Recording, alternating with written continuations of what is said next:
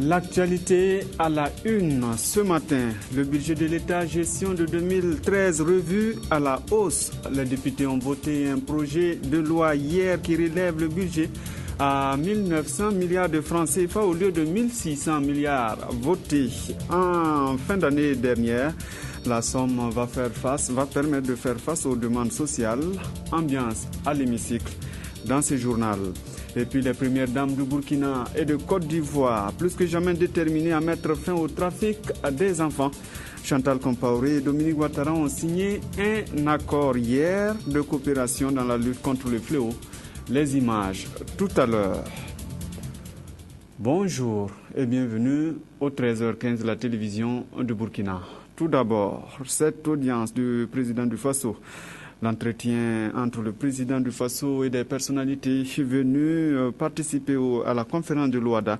Blaise Compaoré, la ministre française de la Justice. Il a par la suite aussi rencontré le ministre gabonais de la Justice. L'ambiance, le résumé de ces audiences avec Estelle Judith Sogba. La première personnalité à être reçue par le président du Faso est Madame Christiane Taubira, ministre de la Justice, garde des Sceaux de la République française. Au-delà d'une visite de courtoisie, Madame Taubira est venue s'entretenir avec le président du Faso sur des questions sous-régionales. Cet entretien a été un entretien sérieux, mais en même temps d'une très grande cordialité. Sérieux parce qu'évidemment, nous avons passé en revue quelques problèmes de la région et vous savez à quel point le Burkina Faso est un pays dynamique, est un pays où la diplomatie a toujours été active, y compris d'ailleurs sur l'ensemble du continent. Par conséquent, ce sont des relations de dialogue continu que la France a avec le Burkina Faso et en particulier avec le président de la République. Et puis évidemment, c'était un échange de très grande cordialité. À la suite de Madame Taubira, c'est le ministre de la Justice, garde des Sceaux et des Droits humains du Gabon qui s'est entretenu avec Blaise Compaoré. Le ministre gabonais est porteur des messages du président Ali Bongo. Le message il a été remis en main propre. Les deux chefs de l'État partagent les mêmes ambitions. C'est celle de faire de leur pays des pays émergents à des horizons très proches par la consolidation d'un état de droit avec une sécurisation de l'environnement des affaires. Donc les intérêts sont communs. Ces deux audiences s'inscrivent dans le cadre du 20e anniversaire de l'OADA. Le budget de l'État sera finalement de 1900 milliards au lieu de 1600 milliards votés précédemment. L'Assemblée nationale vient de le rectifier hier. Ces ressources supplémentaires devront permettre au gouvernement de faire face aux fortes demandes sociales de la population. Anna Lucie Kéry. Le budget de l'État gestion 2013, comme l'a rappelé le rapporteur général de la CONFIB, la Commission des finances et du budget de l'Assemblée nationale s'exécute dans un environnement caractérisé par l'augmentation des produits alimentaires et pétroliers et des crises sociopolitiques persistantes qui affectent l'économie nationale. Aussi, le gouvernement a-t-il soumis à l'examen et à l'adoption de la représentation nationale un second projet de loi de finances rectificative après celui de mai dernier. Cette loi de finances rectificative va nous permettre de prendre en compte des mesures nouvelles qui ont été adoptées par le gouvernement, notamment les mesures sociales adoptées le 11 septembre.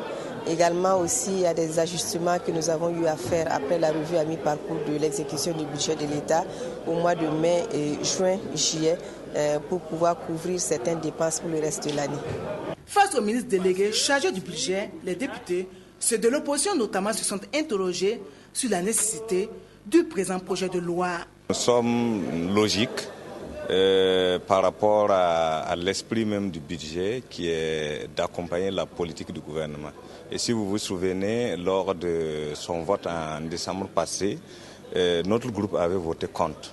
Et sur la loi rectificative en mai, ça a été la même chose. Nous estimons que de par ce qui est arrêté, ça ne répond pas véritablement aux préoccupations des populations. Pour les députés de la majorité, le projet de loi portant loi de finances rectificative répond à leurs préoccupations. Au niveau de la lutte contre la corruption et la bonne gouvernance, nous avons vu des moyens dégagés pour renforcer les structures de contrôle sur le terrain, les capacités de contrôle. Et au niveau également sur le plan social, nous avons à tous les conseils des ministres constaté que c'est une préoccupation du gouvernement, aussi bien au niveau des emplois des jeunes que la prise en charge des groupes vulnérables. À l'issue de leurs échanges avec le ministre délégué auprès du ministre de l'Économie et des Finances, les 108 votants ont adopté le projet de loi portant loi de finances rectificative de la loi de finances pour l'exécution du budget de l'État, gestion 2013, par 85 voix pour, 12 abstentions et 11 voix contre. Ce projet de loi devra permettre la ratification de l'ordonnance du 24 mai 2013 portant modification de la taxe sur les produits pétroliers et la finalisation des ajustements nécessaires pour le reste de l'année budgétaire. L'exécution du budget 2013 justement occupe les cadres du ministère de l'économie et des finances. Le département demande des performances dans l'exécution des missions. Au cours de cette rencontre, il est aussi question d'examiner le bilan à mi-parcours du programme d'activité 2013. Salinana. L'organisation administrative est au centre des préoccupations du ministère de l'économie et des finances. Cette institution de l'État se place comme étant l'un des premiers acteurs du développement au Burkina Faso. Convaincu que l'organisation est la base du succès, le ministère de l'économie et des finances veut être une administration moderne et efficace, d'où le thème de ce premier conseil d'administration du secteur ministériel de l'année 2013, de l'organisation à la performance. Notre ambition au niveau du ministère de l'économie et des finances, c'est de tendre vers une administration plus efficace. Et chaque fois, nous avions des réformes en cours. Et justement, on n'a jamais fini de parfaire. Donc, on ne peut pas dire que l'administration est totalement efficace. Il faut tout le temps rechercher les voies et moyens pour améliorer l'efficacité. Le présent CACEM sera consacré à l'examen du bilan à mi-parcours du programme d'activité de 2013 du ministère de l'économie et des finances. Au cours des travaux, les participants vont réfléchir et échanger sur la contribution de leur département à la réalisation des objectifs du gouvernement. Une administration qui est efficace contribue fortement à la mobilisation des ressources, à la bonne gestion et à une meilleure rationalisation également des dépenses et à la lutte contre la corruption et la fraude. Cette rencontre servira également de cadre pour énoncer les perspectives pour le reste de l'année et apporter des solutions aux contraintes de réalisation. Elle permettra aussi à ses administrateurs de mieux cerner les enjeux liés à l'organisation administrative. Autre titre de l'actualité ce matin, halte à la traite des enfants entre le Burkina et la Côte d'Ivoire. Le message des deux premières dames est ferme. Hier à Abidjan, Chantal Compaoré et Dominique Ouattara ont signé un accord de lutte contre le fléau. Pour vous donner une idée, rien que l'année dernière, près de 2 millions de gamins ont traversé la frontière, assez pour les deux premières dames qui sonnent la fin de la récréation. Salif Belen, Nathalie Kaori. Après Ouagadougou le 24 octobre dernier, où les premières dames du Burkina Faso et de la Côte d'Ivoire ont posé les jalons de la lutte contre la traite transfrontalière des enfants, les voici à Abidjan pour la signature d'un accord de coopération relatif à ce phénomène. Et si elles ont décidé de s'impliquer réellement dans cette lutte, c'est parce que la problématique de la traite transfrontalière des enfants se pose avec acuité aussi bien en Côte d'Ivoire qu'au Burkina Faso. Les statistiques enregistrées dans mon pays indiquent que le nombre de victimes accroît chaque année. En effet, en 2010, il a été dénombré 588 cas. Ce nombre est passé à 1270 en 2011 et à 1895 en 2012. La Côte d'Ivoire demeure une destination privilégiée en raison de la longue tradition migratoire vers ce pays. En Côte d'Ivoire, l'enquête démographique et de santé réalisée en 2011 a révélé que 39% des enfants âgés de 5 à 14 ans travaillent sur le territoire national. Récemment, le cas des enfants exploités dans les plantations du mont Péco et dans les mines d'Iré nous montre combien le problème est d'actualité et combien il doit être combattu avec énergie. Par la signature de cet accord de coopération, les premières dames du Burkina Faso et de la Côte d'Ivoire dénoncent la traite, l'exploitation et les pires formes de travail des enfants. Elles manifestent aussi leur engagement à accompagner la mise en œuvre de cet accord par les gouvernements burkinabés et ivoiriens. L'élimination de ce trafic exige des efforts coordonnés. La coopération internationale est de ce fait une condition essentielle du succès de toute riposte à cette traite. Le Burkina Faso reste donc convaincu que l'accord de coopération que nous signons constituera un outil juridique indispensable pour l'élimination de la traite des enfants. À ce titre, mon pays s'engage à respecter les dispositions contenues dans le présent accord et à œuvrer à sa mise en œuvre effective. Selon l'Organisation internationale du travail, la traite des enfants est aujourd'hui assimilée à de l'esclavage et représente l'une des formes les plus intolérables d'atteinte aux droits des enfants. Les premières dames de Côte d'Ivoire et du Burkina qui viennent de poser en amont les bases de la lutte contre la traite transfrontalière des enfants fondent l'espoir que la synergie d'action entre les deux pays sera féconde. Elles ont souhaité que leur engagement fasse tache d'huile dans les autres pays de la sous-région ouest africaine. Dans la course à la sécurité des enfants, SOS Village d'enfants est sur la ligne de départ. L'éducation est son domaine de prédilection. À la faveur de la rentrée, l'organisation non gouvernementale reçoit des fournitures scolaires. Le geste va servir à la prise en charge de ces enfants. Yolande Lompo. En classe de CM1 et orpheline de mère, Kadi Kima est issue d'une famille de 9 enfants. Depuis 5 ans, elle fréquente à SOS Village d'enfants et tout comme elle, nombreux sont les orphelins et autres enfants vulnérables pris en charge à Polesgo. Aujourd'hui n'est pas un jour comme les autres, car en ce début d'année scolaire, ils ont reçu des fournitures scolaires d'une valeur de 2 500 000 francs CFA.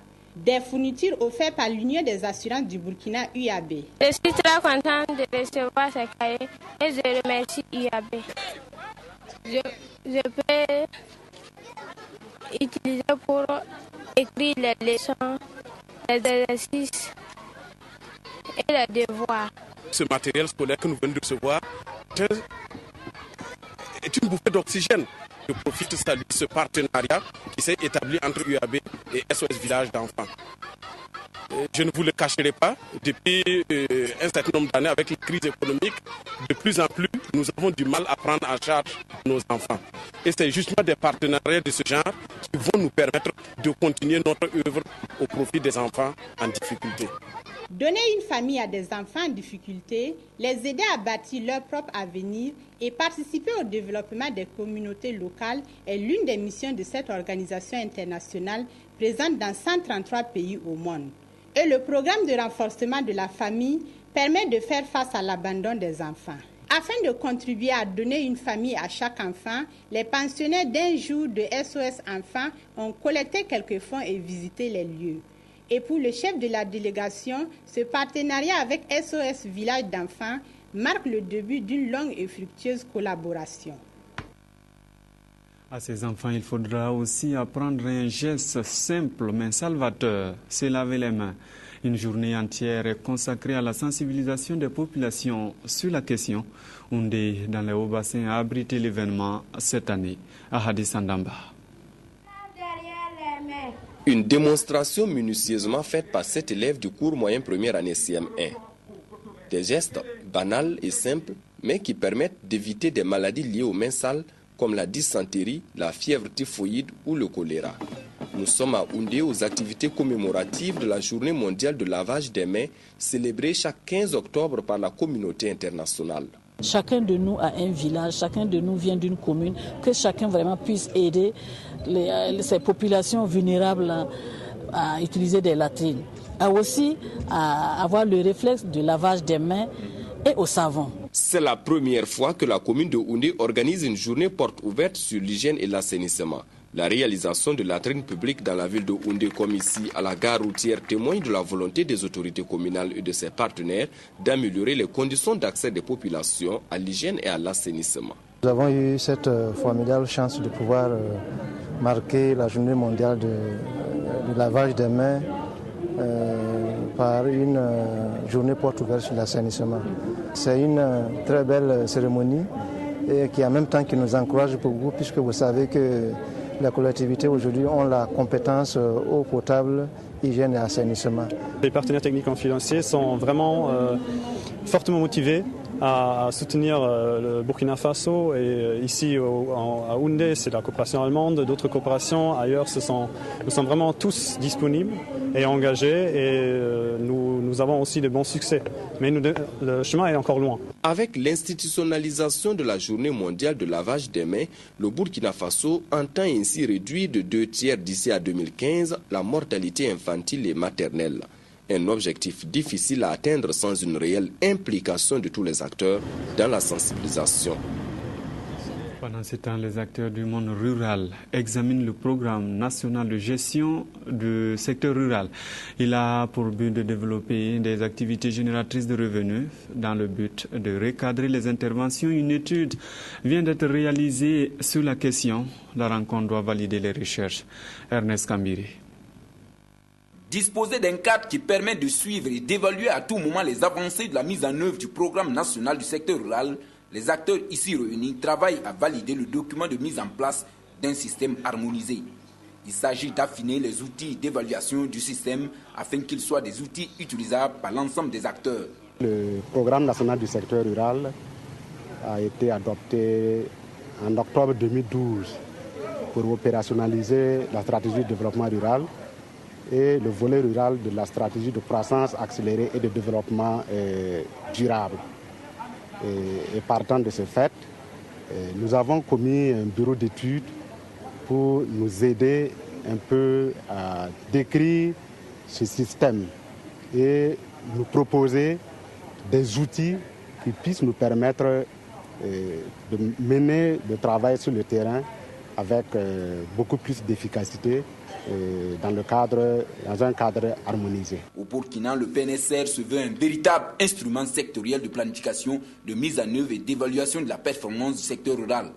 À ce titre, les acteurs doivent, pour l'atteinte des objectifs du programme, disposer d'éléments d'évaluation et de prise de décision harmonisés et consensuels.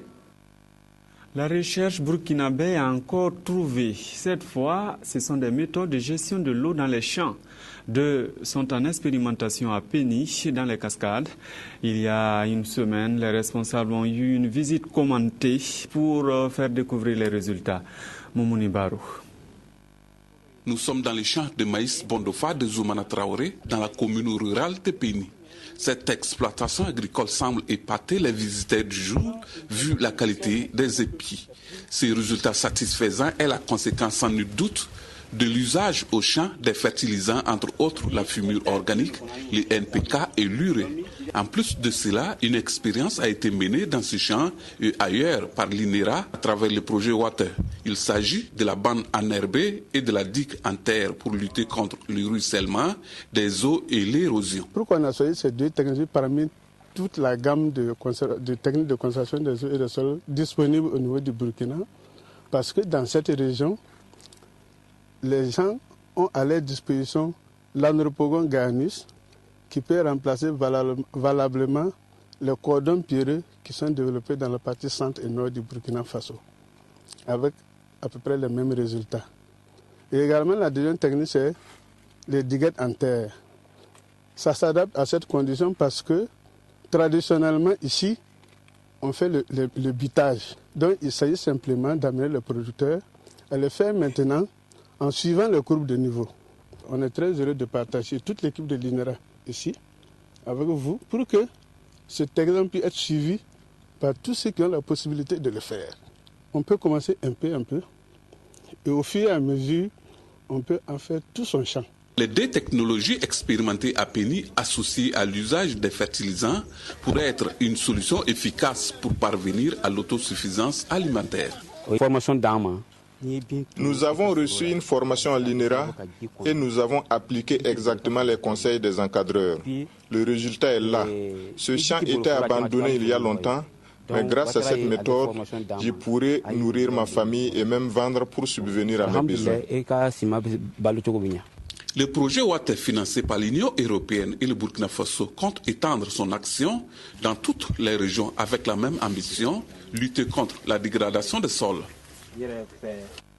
On vient à la journée internationale des catastrophes. On en sait quelque chose depuis le 1er septembre 2009. La Todin, dans le Passoré, était le lieu de l'événement ce dimanche. Là-bas, les personnes âgées ont été mises au devant et pour cause, la communauté internationale veut profiter de leur expérience dans la gestion traditionnelle des catastrophes. Jacques Lamissa-Tarpaga, explication. En cette journée internationale de prévention des catastrophes, la communauté internationale se penche sur les personnes vulnérables. Au Burkina Faso, l'événement a été célébré cette année à Latodin dans le Passoré sous le parrainage de Christian Aid, une ONG qui fait de l'humanitaire et du développement son cheval de bataille. Notre objectif en célébrant cette journée-là, c'est que ce soit nos décideurs, que ce soit les autres ONG, sœurs qui nous ont accompagnés, que ce soit les communautés ou les autorités locales et même les autorités nationales et sous-régionales puissent prendre des mesures d'atténuation et de prévention de ces catastrophes-là pour réduire les pertes en vie humaine que ces catastrophes causent. Vivre avec un handicap et une catastrophe, c'est le thème retenu. Il s'agit de mettre en relief les difficultés que rencontrent ces personnes vulnérables aux besoins spécifiques en cas de catastrophe. Lors des catastrophes, généralement, ce sont des personnes que l'on peut perdre de vue. Et le temps de se rendre compte, on peut perdre des vies justement de ces personnes-là. Et c'est pourquoi c'est très important que la journée soit focalisée sur ces gens. Deuxièmement, ces personnes ont une contribution aussi dans le cadre justement de la prévention. Du fait de leur âge, ils ont de l'expérience et c'est ce que nous avons entendu ce matin justement où ils ont partagé leur expérience. Et c'est très important, je pense qu'il faut capitaliser tout ce qu'on peut avoir comme expérience, comme solution. À l'occasion de cette journée, des personnes vulnérables ont été invitées à partager leur expérience en matière de gestion traditionnelle des catastrophes pour valoriser des initiatives en matière de renforcement de la résilience. Une visite de terrain a permis d'apprécier des réalisations de projets et de programmes appuyés par Christian Aid et ses partenaires. Sika, un village de la province du Bamdan, le centre nord a son centre de promotion féminine. Le ministère de la promotion de la femme a remis les clés aux femmes de la localité. Il sera un cadre de formation pour les femmes et jeunes filles déscolarisées. Kadissa Nogo. La population de Sika, localité située à 20 km de Kongoussi, était mobilisée ce vendredi et pour cause. Elle a désormais un centre de promotion féminine. L'infrastructure qui a été inaugurée permettra aux femmes de mener plusieurs activités. C'est un centre pour la formation et l'alphabétisation. Dans ces centres de proximité, les jeunes filles déscolarisées pourront faire la couture et le tissage. Nous avons pensé que c'est un petit coup de pouce que nous leur donnons pour leur permettre de continuer dans cette lancée, notamment en permettant à toutes les femmes de la commune de bénéficier des formations, d'avoir aussi un cadre de rencontre pour leurs activités, que ce soit en matière de formation, de sensibilisation, mais également, surtout dans la formation professionnelle des jeunes filles. Nous avons ici aussi doté le centre en table-banc et en nécessaire pour l'alphabétisation, afin de permettre à ces femmes-là de pouvoir être alphabétisées. Les bénéficiaires n'ont pas manqué d'exprimer leur satisfaction. Les